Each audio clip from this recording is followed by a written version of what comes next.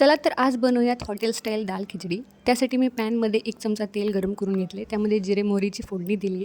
एक बारीक चिरलेला कांदा आधी परतून घ्यायचा आहे. त्याच्यानंतर एक बारीक चिरलेला टोमॅटो याच्यामध्ये परतून घ्यायचा आहे.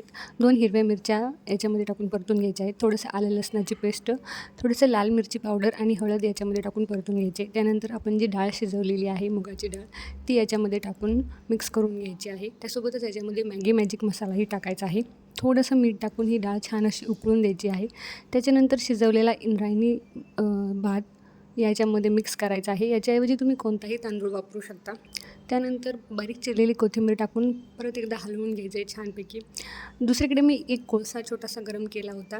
मध्ये जागा करून छोट्याशा वाटीमध्ये हा कोळसा ठेवून द्यायचा आहे. त्याच्यामध्ये 1 चमचा तूप टाकून हे झाकून ठेवायचं आहे.